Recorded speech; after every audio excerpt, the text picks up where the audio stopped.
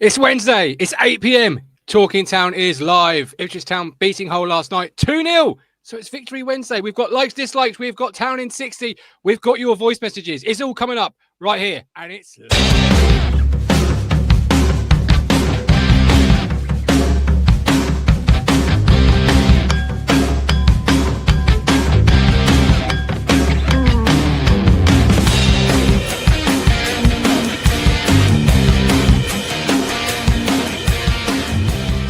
Hello again, friends, and you are my friends, and welcome to your ITFC Talking Town show. I'm your host, The Gov. I didn't even know the name of my own show, and let's just get it out of the way nice and early. Yes, I know that you can see the light in the reflection of my new logo. I put it in the wrong place. If you weren't with us last night, you'd have missed it. I explained. I made a mistake yesterday. It should be that side. I put it that side. I'll get it changed. And I thought that was one of many mistakes I'd have made yesterday watching that first half. But it wasn't to be, as Town beat Hull City 2-0. 3 away wins on the spin, going into 4th position, could go second with a victory on Friday. So it's not as long of a show tonight as it normally is after a game, because we've got a show tomorrow night. Join us 7:30 live as we look ahead to Oxford. We'll also cover the new video coming out of Portland Road today in terms of Mark Ashton. He's back with the coffee mug and he's doing a tour, and there's lots to probably talk about. I haven't seen it yet, so I do not know enough to share with you what I think and what I feel. We'll start things off with Chris McTaggart, 10 New Zealand dollars. Missed the game yesterday morning in New Zealand, in hospital. He's in hospital. Oh, Chris, I'm so sorry you're in hospital, my friend. Operation same time as game. Woke up 12:30. Happy to see we won. We missed the first half, Chris. Go back and check it out. No, actually, don't do that. Don't ever do that. But we're really sorry to hear that you're in hospital. Hope your knee operation went well. And thank you for joining us on Talking Town. Also joining us is this man here, Owen. Oh, here, there he is, sneaking in just as we hit the intro credits. And I'm, of course, joined by Steve. I'll get both your thoughts in a second, but I want your thoughts at home. Please get active in our live chat. If you watch on Catch Up, leave us a comment. And we're partnered with Match Bingo and Stowmarket Osteopaths, but more on those a little bit later. Let's kick it off. Town in 60 as... Hello, that's not what's meant to happen. I don't know what happened wrong there. Anyway. We'll move it on, gentlemen. That wasn't meant to happen. There's meant to be a graphic. So, Town in 60. Your 60 seconds are on the clock very shortly, where you get to tell me anything and anything on your Town heart this evening. I'll start with you, Steve. Steve, 60 seconds are yours. Go. Leicester said about the better with the first half. However, moving on to the second half, thought we grew into the game. Had some more connection around. Obviously, the subs were a little bit earlier. Obviously, the full sub with a certain midfield dynamo coming on to cover the injury. He did really well when he came on. But I thought we grew into the game. Poacher's goal to kind of the second goal for Akpom, and crosses. That's all I can say, Gov. Get that ball in the box. We didn't do it last year. We're starting to do it more, and it's opening teams up. And I think that's my thoughts around the game. I thought we broke them down as much as the first half was dull. We broke them down and got the result in the end. So moving forward. Absolutely. Crosses. A bit like buying a raffle ticket. You know, if you don't get the ball in the box, if you don't have a shot on goal, you're never going to win the raffle. Nope. I mean, it's been a minute since we have had your presence on the platform. We're thankful you're back with us. What's your Town in 60 seconds? Pace and attack. That's what we need. First half, 60 or so minutes, it's just tedious, ponderous, side to side, going nowhere. Whereas Hull, I felt like whilst we were the better team, as soon as they started moving forwards, they looked dangerous without having much end product. And then we make the subs, we start moving the ball around quickly, which is what we did when we got promoted the 2 occasions. And look, teams can't handle it because pace kills, which is why, when all said and done, when he's back from injury, we need Wes. Because get him on that right side, get him direct, fast, doing what Leaf does on the left, doing what Philogene does on the left. Good Lord, he was outstanding when he came on. Yeah, that's it really. Let's have a little less tippy tappy side to side, bit more pace and direction, and we'll take some beating. Absolutely. DD Photograph says, which of course is Dominic, not Duncan. His name is Dominic. Love Nunez, but is he really a 10? And we'll come to Nunez in a second. Eddie Crouch, one of our members of 41 months. 80, we love you and appreciate you. It was a great away day versus Hull City with the Blue Army. Not a great first half, very different after McKenna brought the cavalry on. Bring on Oxford. Higgy, meanwhile, was not impressed with the poor control and passing. However, McKenna mentioned the surf was a problem, so I've given them a pass on that. Very briefly, I mean, touch wasn't great in the first half. Do you give them a pass based on the pitch, or do you think it was just a case of our touch was not there first half? No, we seem to have this tactic of where we want to boot the ball as hard as we can to our teammate, and then he can use a fantastic touch, and then it can lead on. But some of the passing it were like, when you're playing FIFA or Pro Evo back in the day or whatever, and you're holding X down as hard as you can, and when you kick it to your teammate, it bounces off their feet and goes, and you're like, oh shit, I want that one the best. That's what it feels like at times. It's almost like, just calm down. Precision, that's what we need. But, McKenna and his boys know a little bit more than me. Well, yeah, so. I just... no offense. No offense meant by that whatsoever. Steve, do you give him a pass before we move on to the Flash Boys? Do you give him a pass for that pitch? Because first off, we weren't at it at all. No. I got a voice message which I'll play from in a second. The caller calls it a third half from the Wrexham game, and I couldn't help but agree with it when I heard it first time.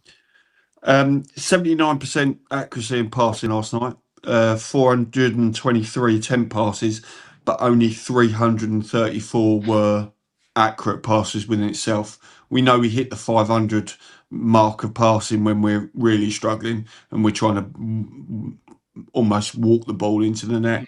So it was quite low, the accuracy of passing last night. Do I give them a pass? No, I don't actually, if I'm honest, because what are we working on in the training field during the week? They're all pristine pitches, aren't they, Steve? We've all seen the video now. Of course they are. Of course. And not like Portman Road, but we won't go into that one because our Portman Road percentage this season's not great, but we'll move forward. I'm sure it'll go from the away to the home. But yeah, so I think to a certain degree, he's probably had a word in the changing room and said, look, you need to buck your ideas up here. And like I said, the change of the midfield dynamo coming on, maybe that's changed the percentage, Gov.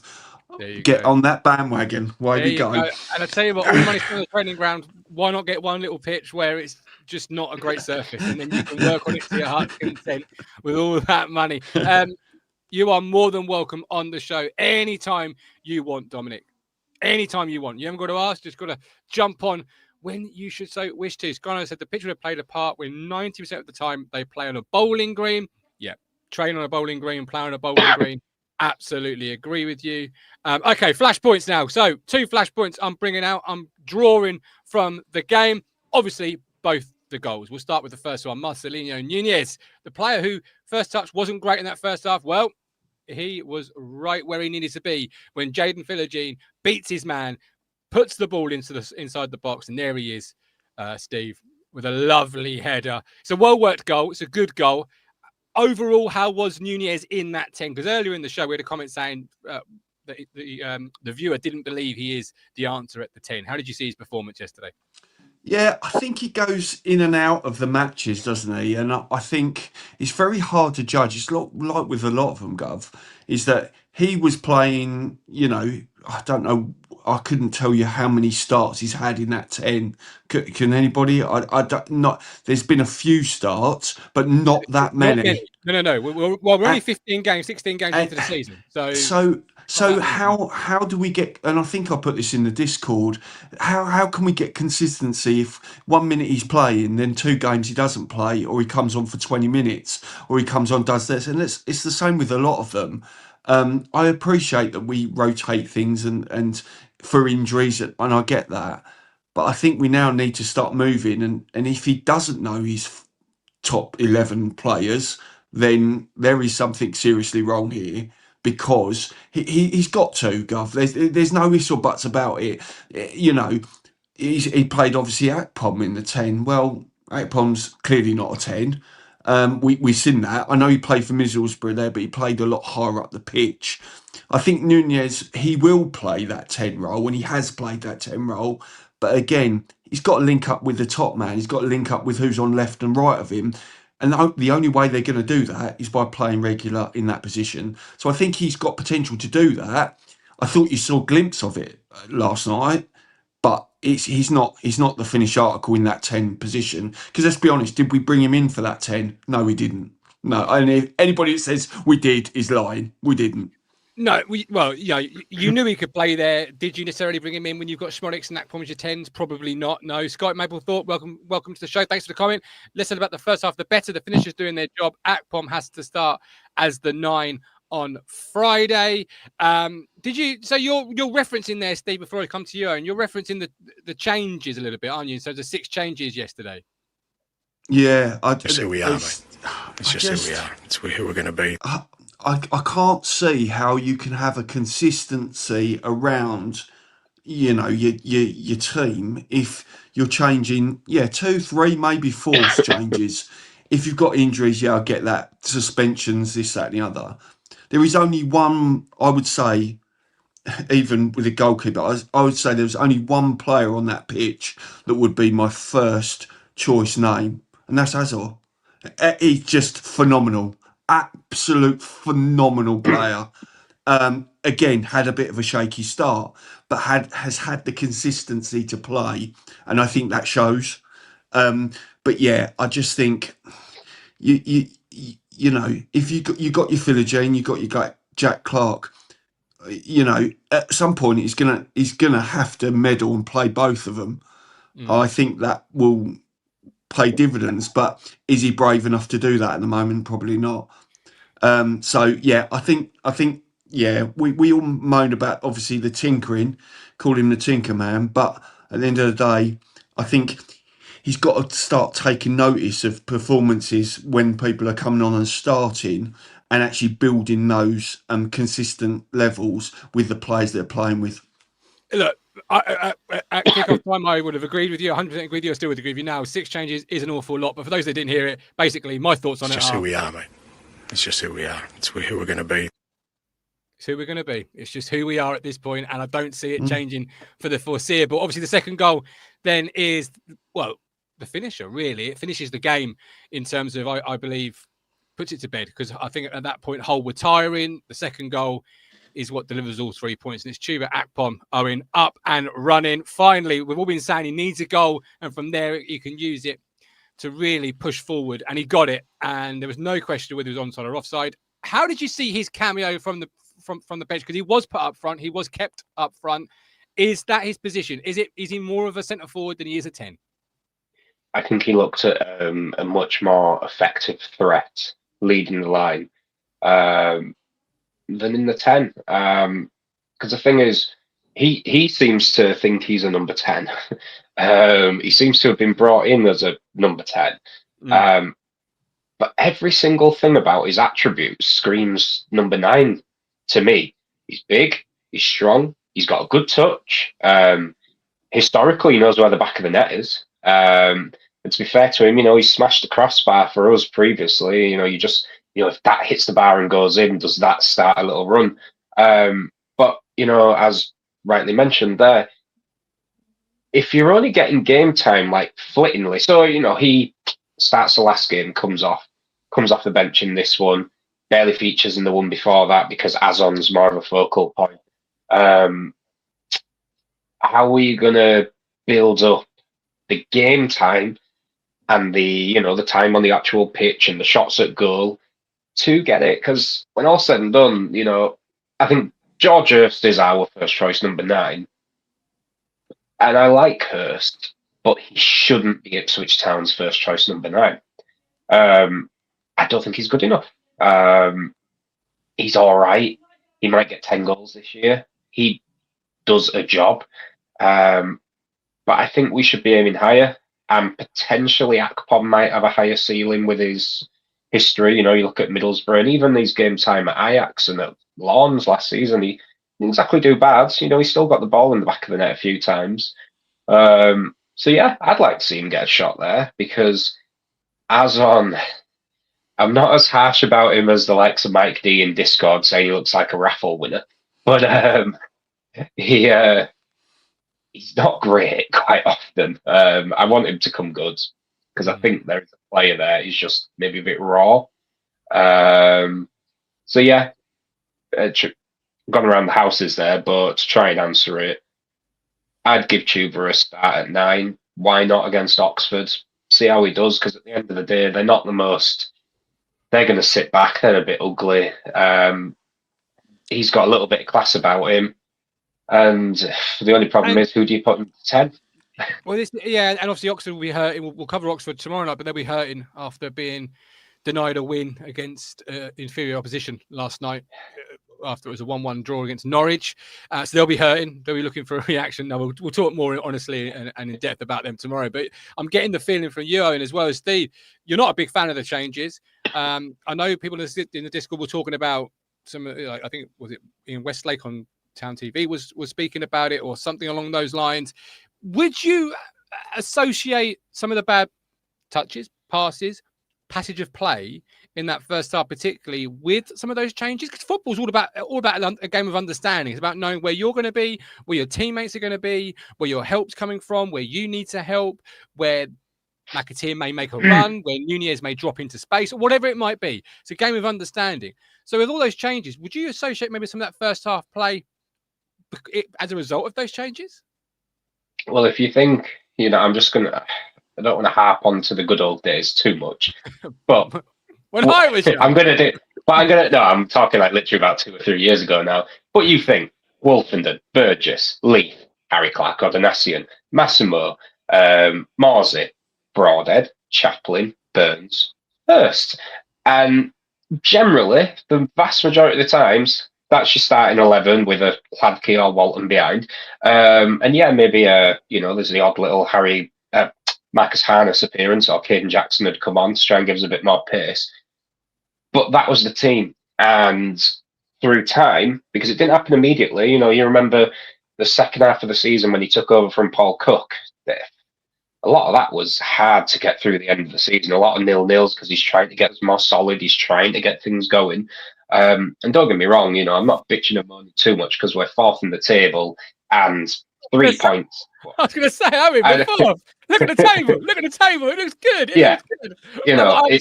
And I think those at home understand exactly what you're talking about. It's that consistency of selection that McKenna was famous for, particularly in the championship season, which got you promotion. But he was also infamous for before that one night in Bristol on Valentine's Day, where before that he perhaps was guilty of a little bit of what he's been doing recently. So I think those at home who agree with you and about changes will be agreeing with you and Steve. Absolutely no question about it. Scott Maple says, I can't help but feel there's method in the madness, all these changes. And like mentioned last night, it will pay dividends towards the end of the season with energy levels. That's an absolutely great counterpoint to those changes, that you're getting everybody involved. You're getting the buy-in from the group, and you're keeping players fit and you hope in form, and that's why you've got perhaps a Jack Clark and Jaden Philogene both on form at the same time, because you're playing them in a very similar way in the sense of, 1 week Jaden, 1 week Jack Clark. So they're getting that game time share. I agree with you. So that's the flashpoints, first and foremost, brought to you in association with Match Bingo.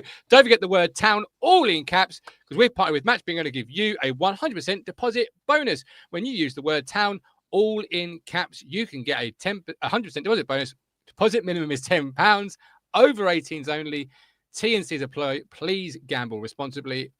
Visit begambleaware.org for more information. Match Bingo, combine the excitement of live sport with the thrill of bingo. Anyone who needs a thrill watching live sport and you think, I don't need a thrill watching live sport, go and watch the first half last night. Go and watch the Wrexham game, and then you'll suddenly realise, yes, sometimes when you're watching live sport, you certainly do need a thrill. And that's obviously Town, all in caps. Right, we're going to do some likes and dislikes, but before we do, while everybody else goes and scans their QR codes, clicks the Match Bingo links, gets involved with that, I'm going to play the voicemail service. Got lots this week. Love it. Thank you so much to every single person who has sent in their voice messages. Always love hearing them. Always love playing them. I'm not quite sure if either of these two chaps here will hear them live because they are on devices which sometimes do cause teething issues, but I have pulled out some comments for questions should neither of you hear them live. But here we go. George Hurst and Casey McAteer get a lot of grief this season. I don't think Casey McAteer's had a good start to his career at the town. I'll accept that. George Hurst hasn't been at his best this season and has had some poor games. But last week, in the 0-0 draw against Wrexham, Azon had a very poor game, I thought, and I didn't hear a single negative comment about him in the stands. Hurst, on the other hand, every single game that he's doing well, poor, all I can hear around me is people constantly saying how poor he's been. On the other side with McAteer, Egeli has a bad game occasionally, not many, but he's been one of our better players. Never a bad word. McAteer, people don't want to like. Both are getting scapegoated a bit. Either way, come on to town, and Hurst will now have an absolute stinker since I've said that. Hey, I was absolutely fuming at half-time. We were playing awful. That first half was one of the worst games of football I've seen. Half the football I've seen. Tuba looks a lot better in the 9 than he does in the 10, because he looked terrible, I thought, in the Wrexham game. Yeah, anyway, great win. Get it. Up the show. Up the show. Bjorn here. Decent win. Decent win. Not an easy place to go. Not on Tuesday. Not in November. Decent win. I mean, the first half, I thought they managed to add a third half to the fucking Town Wrexham game from Saturday because I didn't know what was going on that first half. Couldn't string a pass, couldn't do anything. Obviously, McKenna managed to actually stick a rocket in them. I mean, making the sub from Kiyuste, who did nothing in the first half, to Taylor, who came on and did better straight away, I think did help us. But we got our passing going quicker. We got everything going crisper. We got Nunes into the game more. Decent little header for his goal. Got into if you see just before Philodine puts the ball in, he actually backs off and goes back into the penalty spot to head it in. Lovely little finish. Atpom gets his goal finally. Happy days. Happy days. He's finally, maybe that'll be the one. Man of the match for me without a shadow of doubt, Matt Seawer. I mean, is there anything that man cannot break up? Seriously, if there's icebergs, if they need getting them out of the way, he will sort that shit out. He breaks everything up. Played really, really well. I thought Furlong had a decent game. Great defending, going forward. Yeah, not so much. Hurst wasn't in the game. But I interestingly left Akpom as the striker in the second half and left him as the striker, and he scores a goal. Something to consider. Upper Town, happy days. Upper Town. With 3 points off second. Go on! Yeah, come on, Town. That's the way. Been to the Ashes in Perth. Got disappointed. Drove all the way back down to Dunsborough, 3 hours away. Watched the Wrexham game. Disappointed. Got up at 4 a.m. this morning. Watched the game. Disappointed with the first half. But the cream always rises. Town fans are fickle. They're calling for this, calling for that. Kenner knows what he's doing. Slowly, bit by bit, we are rising. The cream will rise. Come on, Town. Get in. Another 4 a.m. start on Friday. At least it's a Saturday, hey? In your head. Nunes. Just a quick message, if you're doing a preview show for the Oxford United match to everybody, which is that if Town beat Oxford at the Kassam Stadium on Friday, then we can start to believe that we are going to get promoted, because remember, folks, Oxford United, whether they're at the Manor Ground or at the Kassam, it's our bogey ground. Just think about it. We're just past the 40th anniversary of Oxford United 4, Ipswich Town 3, a match we lost from 3-0 up at the Manor Ground, which if we'd held on to, even if we'd held on to a point, we would have stayed up in the old First Division in 1985-86. My only visit there was in 1998-99, when we trailed twice, and Kieran Dyer put us into the lead, 3-2 ahead with 5 minutes to go. We conceded an equaliser in stoppage time, and I remember thinking, it was in September, but I remember thinking that could be costly, and in the end it was. Bradford City pipped us to automatic promotion by 1 point. Hopefully the fog will stay away, and if it does, then hopefully we've got a good chance of making it 4 wins in a row. But remember, nothing's nailed down until we get a win at Oxford. On the back of a stinky away win at Hull City, the important thing is it was an away win at Hull City, no matter how much it stunk. And that first half was pretty funky, wasn't it? But both teams were to blame there. But we emerged victorious, and that's the important thing. I will take stinky wins all season and keep climbing the table. I'm just shallow that way. But I have to say, on the back of it, what was nice to hear was Kieran McKenna's take on some of the forward players. He's not measuring them on their goals, which is lucky. Sorry, I sounded negative. No, he measures their entire game, looking at what McAteer does. He said last night he obviously kept out their left back, who was the highest assist maker in the league. I'll be honest, I didn't research their team too much. Hull City, I'm too invested in our own. But if that's the case and that was his job last night, then he's done his job, and you can't really say any fairer than that. I wish he was a bit more direct. Akpom acknowledging the fans, cheering him despite the fact that his goal tally was 0 up to this point last night. Getting that first goal, he's really with the fans, and I'm really pleased for him and the away fans for them to bring home 3 points. They were my man of the match last night, the away fans. I know, proper cop-out, but I can't keep giving it to Matasuwa.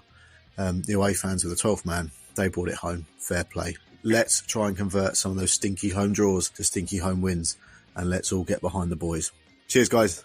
Take care. Bye-bye. Excellent. There was your voice messages. Thank you so much to every single person who has sent us a voice message. You can do it anytime, morning, noon, or night, before the game, during the game, after the game. I don't care where in the world you are. I don't particularly care what you're doing. Maybe I do. I don't know. I'll let you think about that one. Leave us a voice message. It's free. speakpipe.com/talking town. I'll start with calling. Actually, call number 5 with the Oxford stats. I'll play those tomorrow on the match preview because they were excellent. Called the Oxford ground the bogey ground, and if we win there, we're almost guaranteed to go up. So if we do win there and we don't win, I'll come back to this show. I will find out who you are, and I'll say, how dare you sell me wrong. But I'll start with the first caller, Owen, who mentioned McAteer and Hurst and some players. I think he used the word scapegoated, or certainly harshly spoken about compared to other players such as Egley, Azon, etc. Would you agree with the first caller?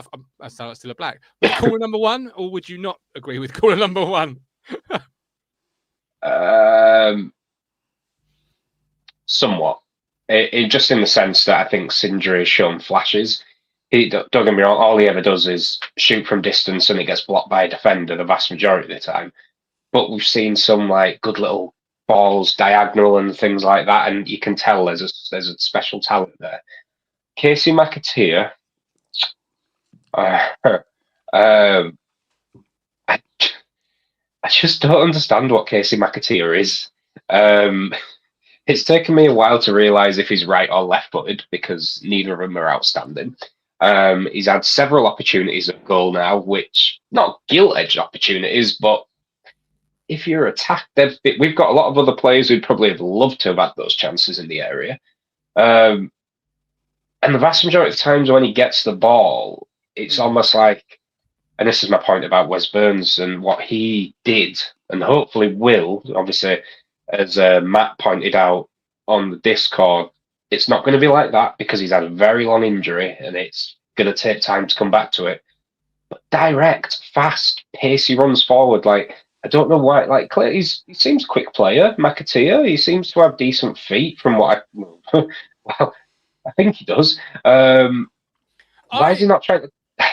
Yeah, he frustrates me. He does, and I just want to ask you a question, really, because I had a friend who texted me who spoke about Casey McAteer, and he said, I'm trying to remember it almost word for word, but I'm not able to, that 12 million doesn't get you an awful lot in the transfer market these days, and he's a slightly more expensive or a slightly better version of Paul Anderson, a winger that defensively is very good, but perhaps going forward isn't necessarily going to be your game-winning winger. But when you go away from home, like last night, and you're playing against a player that's got a lot of assists, you play Casey McAteer because he's going to defensively do it. But if you want a winger who's very good defensively, but actually has an end product, just look at Jaden Philogene, because he does. I'm honestly shocked. I'm sorry, I'm just moving on from Casey here because I'm not a fan. But when it comes to Philogene, I was shocked with how much of the dirty work he does in comparison to Broadhead. I loved Nathan Broadhead, but he used to do my head in that. Like, I remember being at that wonderful 4-0 defeat at Ellen Road and George Hurst just losing his head over the fact that Broadhead wasn't covering back once, whereas Philogene does all that ugly work, and he's just a wonderful footballer. Casey McAteer, as you say, maybe you get what you pay for, but 12 million, I still think it's a lot of money for a Championship winger, and I'd like to see more. But we're only in November still. Hopefully by the end of the season, he's had a few decent performances. But I don't disagree. Defensively, yes, he was solid yesterday. He helps Darnell Furlong, who I think is the nailed-on right back for the whole season going forward. Because defensively, I think Furlong's a lovely player to have there. So yeah. Okay. All right, Steve, one of our callers. I think it was Bjorn mentioned Matasiwa. I've got a lot of love for Matasiwa myself. I thought yesterday he was just everywhere again, and without him, we'd be a much, much poorer side. And I saw something in the chat earlier mentioned that he was better than Sam Morsey, which obviously is an incredible comment, because at the start of the season, had you said that, I think many people would have looked at you and thought, yeah, I'm not quite sure that anyone could be better than Sam Morsey, because he'd been that good. Did you rate Matasiwa yesterday? And I'm sure you did, but how good is he? Just tell me how good Matasiwa is to you, Steve. So let's go back to the Premiership, shall we? Mm-hmm. And change our middle two and put him in there. Do we think we've had a few more different results with him in that middle park? And the answer is 100% yes. The bloke, like you say, Gov, he's a fixer. He breaks the ball up. He wins the ball back. He turns over the ball. He just is unbelievable. His engine is ridiculous. They did the heat map. I saw the heat map of his coverage of the pitch last night. It was everywhere. I think if you're looking at and I think you have to. We're fourth, looking at going, obviously, hopefully going up automatically, or obviously via the playoffs, hopefully the latter, automatically. But if you look at that team and go, do you know what? Who do I want to take up with me? Who can make that jump? He's the first name. Agreed. Massively first name. The pedigree, the way he plays, the way he picks the ball up, the way he deals with issues when we so missed that last year massively. And I like Morsey, I like Mass, but their time was done. That they didn't have that pace element of it. Jens, he can be a bit of a Rolls Royce sometimes, but he can also be a Morris Minor. Do you know what I mean? He has his moments, like everybody does. I get that, but I think there would have been a lot more different results with Azor in our team last year than there. I can't rate him enough. I'm obviously had, and we go back. I just go back to the scapegoat element of it. Who was our scapegoat last year? Jack Clark didn't really have a good year, did he? Everybody was on his back. Bits and pieces. Goalkeeper issue. Yeah, we ship him out. Yeah, that's fine. Do I think that maybe he should have had a little bit more time, the keeper, this year? Yeah, I do actually, if I'm honest. I think he could have developed, and he's still in the club. So we haven't sold him yet. But the goalkeeping situation is another day, Gov, if I'm honest. But I just think we're very quick as fans to jump on things. Casey McAteer is a defensive wide player. That's what he is. He's never going to be your Jack Clark. He's never going to be your Philip Jean. Gov, you not smacked it right on the head. You got a left winger who is doing loads of assists, and you go on, son, on you go. Just don't let him play. Just go on him. Don't let him play, and he'd do a great job. Absolute fantastic job. He's not a Jack Clark. He's not a get to the byline and go there. It's unfortunate that things have dropped for him in them situations. You go, Sindre would have put his Burns would have put his laces through it. Yeah, and at the time we bought Casey, what option did we have? Ogbene, that had just come back from an injury, was really, struggling. Burns, that obviously is injured, and Sindre wasn't even in the door. So actually, what option did we have? That was the best option they thought of at the time. So we've got to respect that a little bit. And we've got he's still a young lad. And yeah, he has been at Leicester. But we are so quick to jump on people's backs, and it just amazes me. But back to your question. Sorry, I divert, Gov. Azor, yeah, first name on the team sheet for me, 100% if he's fit. Fellas, you can both divert as much as you want. This is what the whole show is about. And Owen, go for it, my friend. Go for it. Okay, I just want to give a bit of praise to Christian Walton. I think because we forget, he was outstanding in League One. Other than Michael Cooper, who looked an incredible goalkeeper at that level, I thought. Walton to me was the best we'd had since Bielkowski. He then, he's out injured. It's sort of bad timing. Hladky comes in, and to be fair to Hladky, did all the things with his feet that it looked like, oh, Walton can't do that. Well, what about yesterday? He's getting pressed like hell. There's a little step over, brings it onto the right. He's started to bring that into his game more and more lately. His passing seems to be improving. He always had a good long throw on him, but his actual ball control with his feet is definitely being worked on a lot in training. And for me, now I would have said 2 or 3 months ago, there's not a chance I'm dropping Alex Palmer for Walton. But the way Walton's going and the way the defence is looking more and more confident, clean sheets, I'm starting to get them all of a sudden.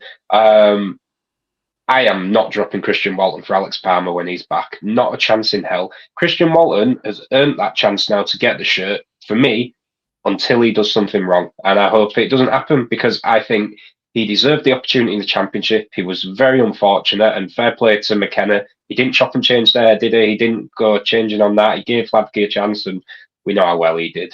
But Walton deserves a shot at having a good promotion campaign in the Championship, and I'm all for it. So more of Christian for me. I'd love to say that would be the case, but he won't. You know what he's like. He won't do it. I totally agree with you on it. At the end of the day, Christian played an absolute stormer, and he's solid. He's absolutely solid. There is no, he can pull off some really good saves. Like I say, he's better with his feet coming now. He's obviously working on it. I was impressed. But I think Mr. Palmer will go back in, I'm afraid. A fair point, but look at Jack Taylor. Everyone had written him off. He just seemed like option. And look at him now. I'm sorry, not you, Mr. Not everyone. Not everyone.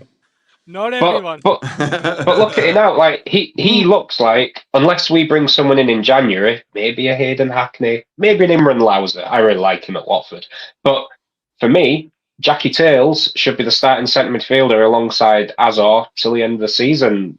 Chop and change when he needs to for fitness. But in the way he's earned his spot, for me, Walton has, and we need consistent selection to continue to rise up this table and stay up there. So for me, if I can chuck some names in the hat, Walton, Taylor, keep them in, don't change it, and see how it goes. All right. Okay. We've got some great comments coming in. Don't forget, we are part of Stowmarket Osteopaths. Quality care since 1985. Give Freddie a call on 01449 613 633 for physiotherapy and osteopath services. That's 01449 613 633. Is there anything else? Because I think we're going to round it up there. We've got another show tomorrow night. Then we've got a game on Friday. It's a crazy turnaround, really. I'm not a massive fan of it. You play Tuesday, you got to play Friday, particularly when they're both away from home, in terms of travel. And all of those different things. Not a fan of it. So don't like the fixture list at the moment. But we are going to end it there shortly. But before we do, is there anything else either of you gentlemen want to bring forward? Because I think we've done the likes and dislikes within the course of the show, which I love. Absolutely love, by the way. Is there anything else? Steve, anything else for you? Or you're okay? No, I'm good. Looking forward to Friday. Hope a little bit of consistency around selection. But we'll see what the McKenna bandwagon brings on Friday. Absolutely. Owen? Do you know, honestly, we're in a pretty good place. I know I've had a moan throughout, but second place, I'll be honest, unless they have a dip, the title's there for Coventry to take.